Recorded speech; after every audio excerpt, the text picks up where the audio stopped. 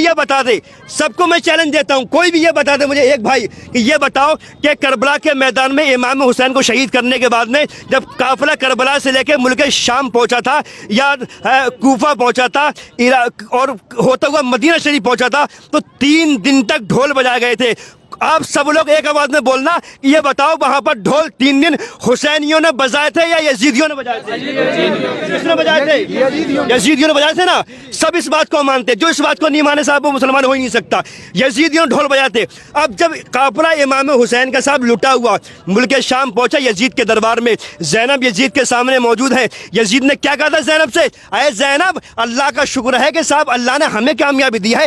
یزید اس وقت مطلب وہ بھی اسلام کا ماننے والا تھا, وہ بھی قرآن کی نالج رکھنے والا تھا, قرآن کا حافظ تھا یزید. یزید نے کیا بولا زینب سے, زینب اللہ کا شکر ہے کہ اللہ نے ہمیں کامیابی دی ہے, اللہ نے ہمیں فتح دی ہے. اس فتح کی خوشی کے موقع پر ہم نے جو جنگ جیتی ہے اس موقع پر ہم اعلان کرتے ہیں پورے شہر کے اندر میلہ لگایا جائے اور ہر گھر سے عورت بچے بوڑھے جوان سارے کے سارے اس میلے میں جاؤ, خرید و فروخت کرو.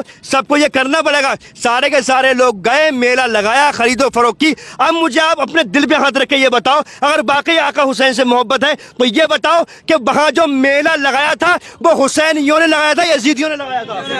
یزیدیوں نے لگایا تھا نا میلہ. تو میلہ لگانا کس کا طریقہ ہے, حسینیوں کا یزیدیوں کا؟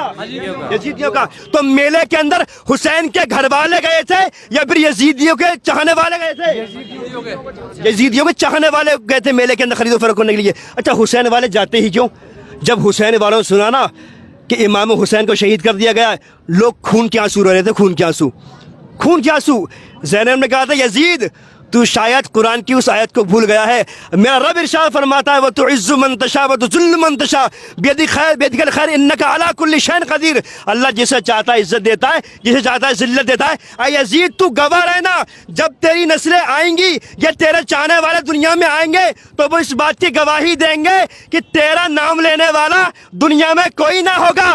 جس ماں کے یہاں بیٹا پیدا ہوگا کوئی یزید نہ رکھے گا اس کا نام. جس ماں کے یہاں بیٹا پیدا ہوگا جو حسین کا ماننے والا ہوگا, ہر ماں اپنے بچے کا نام حسین کے نام پہ رکھے گی. سبحان اللہ, ہے نا. یہ کربلا کے میدان میں زینب نے آواز لگائی تھی یزید کے سامنے. اور یہاں تک بتاتے ہیں جو وہاں پر ایک صحابی رسول تھے, انہوں نے کہا تھا جب زینب بول رہی تھی نا یزید سے تو ایسا لگ رہا تھا جیسے امام علی مقام بات کر رہے ہیں. سبحان اللہ, امام علی مقام بات کر رہے ہیں. ملک شام میں کٹا ہوا قافلہ, لٹا ہوا قافلہ, سب سے اونچا امام حسین کا سر, زین العابدین کا سر, قاسم کا سر, محمد کا سر, ہے نا, اصغر کا سر, اکبر کا سر. ان لوگوں نے سر کی تہ بنا کے اوپر لگایا امام حسین کا سر اور وہاں جا رہے تھے ڈھول بجاتے ہوئے. تو میرے بھائی یہ شریعت نہیں ہے نا. باقی ہم حسینی ہیں تو ہمیں چاہیے ہم نمازوں سے محبت کریں, ہم نمازوں کی پابندی کریں, ہم دین سے محبت کریں. بس ایک ایک کر کے میں آپ لوگوں سے بس یہی جاننا چاہوں گا کہ یہ بتاؤ ہم لوگ مطلب طبیعت پر چلنا چاہیں گے یا شریعت پر چلنا چاہیں گے؟ بھائی شریعت پہ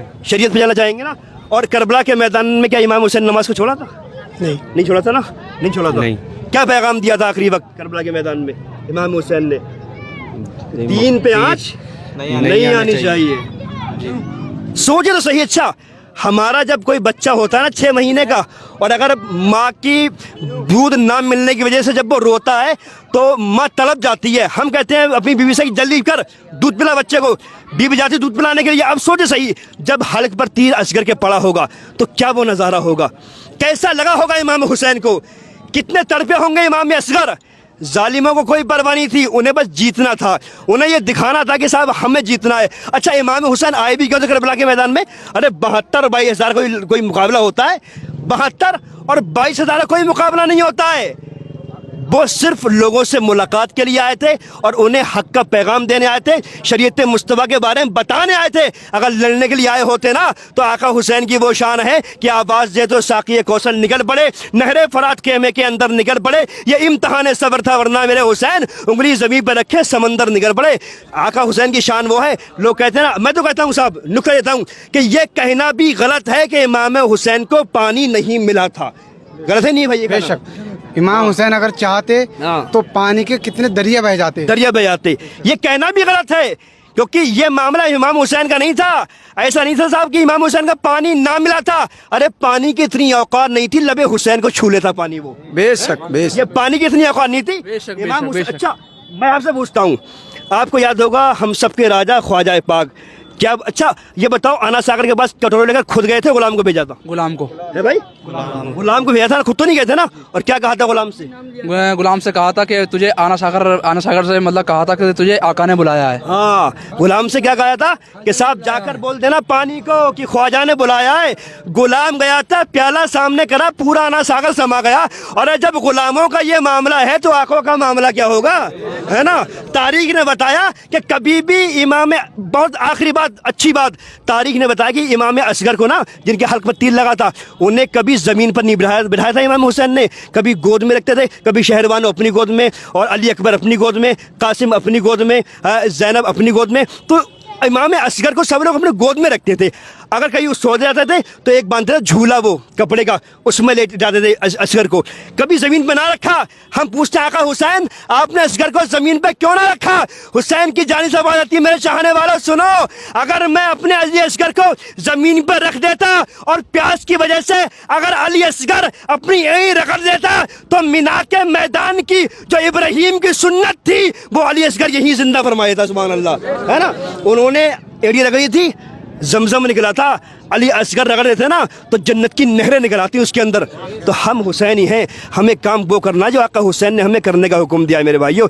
वो काम नहीं करना है जो यजीदियों ने करने का हुक्म दिया था। मेले लगाए यजीदियों ने, ढोल बजाए यजीदियों ने, खुशी मनाई यजीदियों ने। अब हम ये बोलते हैं कि साहब हम तो इसलिए ढोल बजाते हैं कि साहब हुसैन जिंदा थे, जिंदा हैं, शहीद हुए, मरे नहीं हैं। तो मैं कहता हूँ कि ढोल बजाना चाहे खुशी का मामला हो या गम का मामला हो, किसी भी तरीके जायज़ ही नहीं है। आप कोई शराब पिए साहब, मैं शराब इसलिए पी रहा हूँ कि हुसैन जीत गए थे करबला में। अबे शराब है वो, शराब जालिम शराब है वो। हाँ, जहाँ तक के मेरी नज़र में सभी को पता है, ये जो हम ढोल बजा रहे हैं, ताजिए निकाल रहे हैं, और ये जो करबला पे जा रहे हैं, ये सबको पता है ये गलत है, गलत है। लेकिन कोई मानने वाला नहीं है इस चीज़ को। ये है अपनी अपनी मर्जी चला रहे हैं, कुछ मस्ती करने आ रहे हैं, बस ये पता सबको है कि मानेंगे इंशाल्लाह, हुसैनी रंग चलेगा दुनिया पे इंशाल्लाह। बस क्या है, कोशिश हमें तुम्हें करनी होगी। पता कैसे मानेंगे? अब से कुछ साल पहले हमने किच्छा की सरजमीन पे देखा है कि हर ताजिए के साथ में ढोल आते ही आते थे। आज की तारीख देखो, कोई ढोल बजाने वाला यहाँ मौजूद नहीं किच्छा के अंदर। आज कोई ढोल बजाने वाला नहीं है। क्यों नहीं है? धीरे धीरे इंशाल्लाह मुआशरा बदलेगा। अब सब नौजवान हो, अब सबको आगे आना पड़ेगा ना। मैंने सुना है कुछ लोग बोलते हैं साहब ये पुराने जो बड़े बूढ़े थे उन्होंने कुछ ज़्यादा मामला ख़राब कर दिया। खैर अल्लाह ने जन्नत जिनका इंतकाल हो गया है, लेकिन इंशाल्लाह आप हम सब नौजवान हैं, है ना। जब हमारा अपना वक्त आएगा, बहन बेटी को भी यहाँ पे नहीं आना चाहिए करबला में। यार वही तो मामला है। अच्छा, सोचने वाली बात है। सबसे पाक जगह ये बताओ, बाजार है या मस्जिद? मस्जिद है ना। सबसे पाक जगह मस्जिद है। तो शरीयत में क्या मसला है कि माँ बहन मस्जिद के अंदर भी नमाज पढ़ने नहीं जा सकती, नहीं जा सकती नमाज पढ़ने मस्जिद के अंदर। हाँ, तो जब जो पाक जगह सबसे ज्यादा है मस्जिद, जब वहाँ माँ बहनों का जाना जायज़ नहीं है तो इन फर्जी करबला में जाना क्यों जायज़ हो जाएगा? माँ बहनों का या मेलों में जाना क्यों जायज़ हो जाएगा?